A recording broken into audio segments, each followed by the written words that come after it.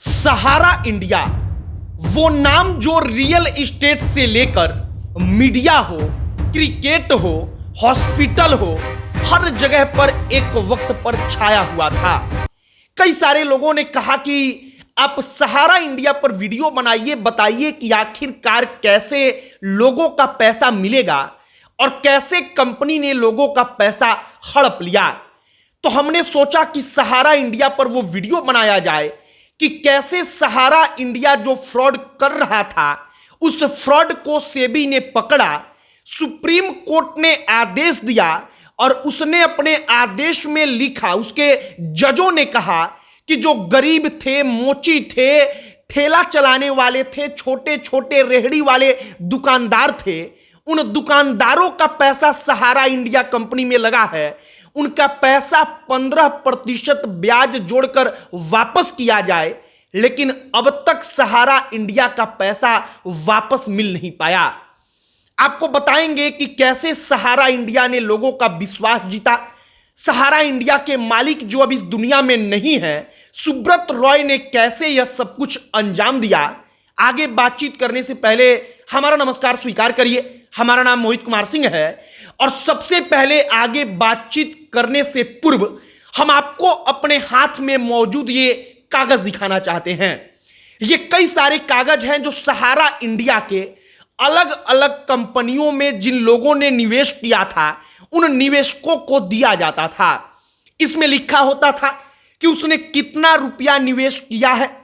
अब यहां पर आप एक बात समझिए कि सरकार जो रिफंड पैसा दे रही है, वो रिफंड सहारा इंडिया के कुछ चुनिंदा कंपनियों का हो रहा है। जैसे कि यहां पर जो इन्वेस्टमेंट हुआ है, जिसमें पैसा लगा है, उस कंपनी का नाम है सहारा क्यूसॉप यूनिक प्रोडक्ट्स रेंज लिमिटेड। इस कंपनी का रिफंड अभी सरकार नहीं कर रही है, सेबी नहीं कर रही है, सहकारिता मंत्रालय नहीं कर रहा है। मतलब सहारा इंडिया ने एक दिमाग लगाया, सहारा इंडिया एक कंपनी हुई, उस कंपनी के जो सहारा परिवार था, उसके कई सारी और कंपनियां बनी और उन कंपनियों के जरिए पैसा जुटाया जाने लगा। इस कहानी को आपने कई दफा सुना होगा कि कैसे सहारा इंडिया ने पैसा जुटाया। हम ज्यादा अंदर इसके नहीं जाएंगे, आपको कुछ चुनिंदा चीजें बताएंगे। जैसे बीबीसी ने अपने एक आर्टिकल में इस बात के बारे में लिखा था कि सहारा इंडिया में 2,76,00,000 से ज्यादा निवेशकों का पैसा लगा है, जो 80,000 करोड़ के पार है। कई रिपोर्ट्स में कहा जाता है कि 4 करोड़ से ज्यादा निवेशक हैं। केवल उत्तर प्रदेश और बिहार में करोड़ों की संख्या में सहारा इंडिया के निवेशक हैं, अगर दोनों राज्यों को मिलाया जाए तो। अब जो सहारा इंडिया में पैसा जमा करने वाला वर्ग था, वो वर्ग कौन था, जरा गौर करिए।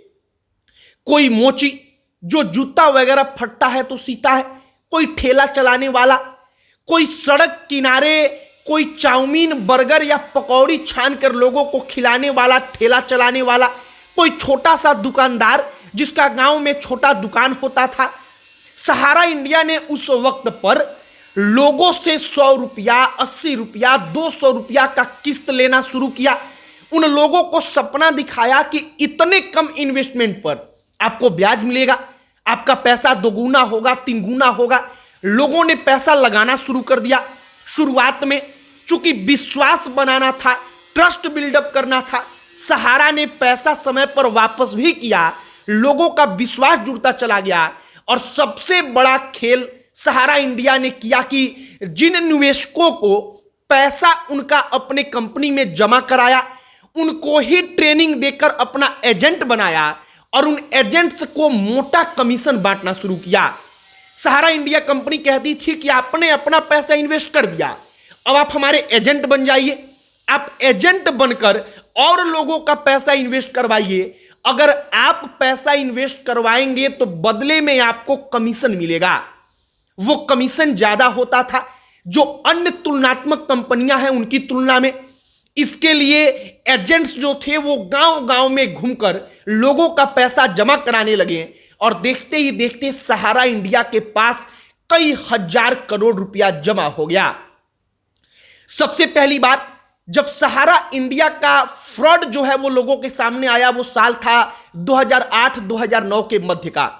सेबी के पास एक पत्र पहुंचा, इसके बाद सेबी के पास एक और पत्र पहुंचा। सेबी ने उन पत्रों पर गौर करना शुरू ही किया था कि सहारा इंडिया की एक कंपनी ने सेबी में इस बात के लिए अप्लाई कर दिया कि हमको स्टॉक मार्केट में आना है, हमको अपने कंपनी का आईपीओ लॉन्च करना है। अब सेबी क्या है, आप जरा इसको समझिए। सेबी एक प्रकार का भारत सरकार की एक संस्था है, जो संस्था इन तमाम कंपनियों को देखती है कि ये कंपनी किसी का पैसा लेकर भाग ना जाए, इन्वेस्टमेंट के नाम पर कई लाख करोड़ लेकर ये यहां से रफू चक्कर ना हो जाए। अब सेबी के पास चूंकि उसको अपना आईपीओ लॉन्च करना था, तो उसने अपना डॉक्यूमेंट वगैरह भेजा। सेबी ने जब उसको रीड करना शुरू किया, पढ़ना शुरू किया, तो सेबी को लगा कि ये तो पैसों में गड़बड़ी हो रही है। सहारा इंडिया इधर अलग अलग कंपनियों के जरिए पैसा जुटाया करती थी और उन पैसों को रियल एस्टेट, हॉस्पिटलिटी, जो तमाम अलग अलग फील्ड थे उसमें इन्वेस्ट करती थी। और इन तमाम चीजों पर सेबी ने कहा कि ये गलत है और इसके बाद मामला सुप्रीम कोर्ट तक पहुंचा। सुप्रीम कोर्ट ने सेबी को सही करार दिया। उसने सेबी को कहा कि सेबी सही है और सुप्रीम कोर्ट ने अपने आदेश में कहा कि 15% ब्याज के साथ पैसा लौटाओ। यह साल 2012 की कहानी है। साल 2012 में सहारा इंडिया का नाम खराब होना शुरू हो चुका था। लोगों को लगने लगा कि सहारा पैसा लेकर भाग जाएगी।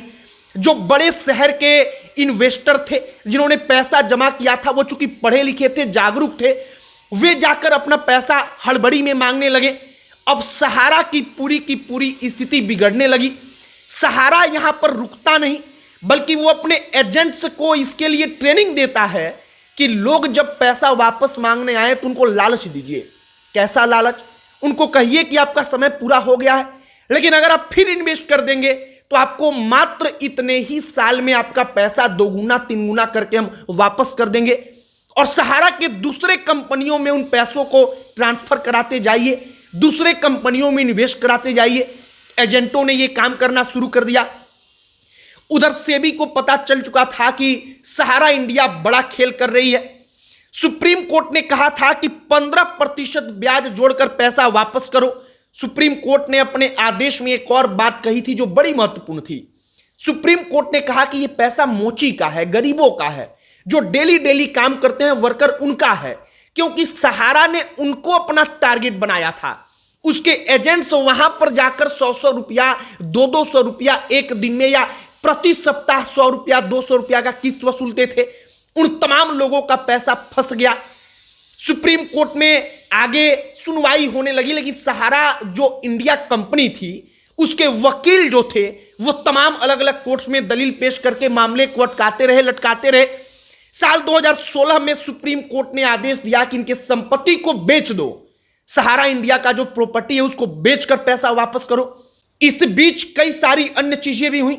मतलब सेबी ने कहा कि हमारे पास डेटा नहीं है, हम डेटा ट्रेस नहीं कर पा रहे हैं कि सहारा इंडिया ने किसका पैसा जमा कराया है, किन पैसों को किसके पास वापस करना है। सहारा इंडिया ने 127 ट्रक जो है वो सेबी ऑफिस के बाहर मुंबई में भेज दिया। सहारा इंडिया ने यहां पर इसके पीछे भी एक दिमाग लगाया। कंपनी के मालिक सुब्रत रॉय ने सोचा कि 127 ट्रक भेजेंगे, सेबी कई साल तक इसी में अटका रह जाएगा, कितना डॉक्यूमेंट वेरीफाई करेगा। सेबी ने तत्काल डॉक्यूमेंट्स वेरीफाई करना शुरू किया और कुछ हजार डॉक्यूमेंट्स को वेरीफाई करने के बाद पता चला कि उसमें से कई सारे फर्जी हैं। मतलब असलियत में जिन एड्रेस और जिन लोगों के नाम पर दिखाया गया कि इन्वेस्टमेंट हुआ है वो लोग थे ही नहीं, उस एड्रेस पर उस नाम का कोई आदमी था ही नहीं। अब इसके बाद तमाम चीजें चलती रहीं, सुप्रीम कोर्ट में मामला चला गया और इसी बीच सहारा इंडिया ने एक और खेल करना शुरू किया। जो निवेशक थे, जो सहारा के रीजनल ऑफिस पर पहुंचते थे, जो उसका ऑफिस था वहां पर जाकर पैसा मांगते थे, उसको वो लोग बताने लगे, बरगलाने लगे कि आपका पैसा हमने नहीं बल्कि सरकार और सेबी ने रखा है। मतलब सरकार ने आपका पैसा रख लिया, इसी कारण हम नहीं दे पा रहे हैं। और उन पैसों को फिर अलग अलग जगहों पर इन्वेस्ट कराने लगी।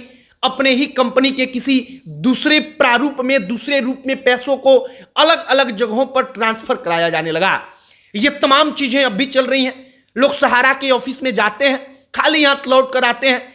10,000 तक रुपया रिफंड सरकार करवा रही है, कोशिश में लगी है। लेकिन इन तमाम चीजों को होने में कितना वक्त लगेगा, इसके बारे में ठीक ठीक कह पाना कुछ भी इस वक्त पर संभव नहीं है। बाकी सहारा इंडिया में वो तमाम लोग कई कई लाख का इन्वेस्टमेंट कर चुके हैं, उनके ऊपर विश्वास जताकर, जिन लोगों ने सपना संजोया था कि जब पैसा मिलेगा तो बेटी की शादी होगी। फिलहाल सहारा इंडिया रिफंड पोर्टल पर लोग अपना नाम, अपना जो इन्वेस्टमेंट है उसके बारे में सारा का सारा चीज वेरीफाई करते हैं, लेकिन मात्र 10,000 रुपया तक मिलेगा। सरकार ने एक प्रकार का कैप लगा कर रखा है। अब आगे क्या होगा इसके बारे में ठीक ठीक कुछ भी कह जाना असंभव सा है। लेकिन कारवां मैगजीन ने एक रिपोर्ट प्रकाशित किया था साल 2016 में। साल 2016 के इस रिपोर्ट में कहा गया कि अक्टूबर 2013 से लेकर नवंबर 2013 तक कई सारे राजनेताओं को सहारा इंडिया ने रिश्वत दिया, इसके प्रमाण मिले हैं। उसमें ऐसे ऐसे नाम थे जिनको सुनकर आप चौंक जाएंगे। प्रधानमंत्री नरेंद्र मोदी जो तत्कालीन मुख्यमंत्री थे उनका नाम था, शिवराज सिंह चौहान जो मध्य प्रदेश के मुख्यमंत्री थे उनका नाम था, बीजेपी के अन्य कई नेताओं का नाम था। और इसके बाद कई सारे सवाल उठे कि क्या सहारा इंडिया के पास जो कई हजार करोड़ रुपया आया उसमें नेताओं का भी पैसा था जिसको ब्लैक से व्हाइट किया गया। फिलहाल रिफंड पोर्टल जो चल रहा है, हम सरकार से उम्मीद करेंगे कि फिलहाल मौजूदा वक्त में सहारा इंडिया के कुछ चुनिंदा सोसाइटीज में जिन लोगों ने पैसा लगाया है उसका पैसा रिफंड हो रहा है। हमारे हाथ में जो कागज है सहारा क्यू शॉप का, इन तमाम चीजों का पैसा रिफंड अभी नहीं हो रहा है। हम अपील करेंगे कि सरकार जल्द से जल्द करे, क्योंकि आज की तारीख में भी ग्रामीण क्षेत्रों में लोग सहारा के पैसे के भरोसे बैठे हैं और उनको उम्मीद है कि सरकार दिलवाएगी तो हमारा कुछ काम होगा। आपकी क्या इस पर राय है, कमेंट बॉक्स में लिखकर बताइएगा। अब अंत में हमारा परिचय, हमारा नाम मोहित कुमार सिंह है। बहुत बहुत धन्यवाद।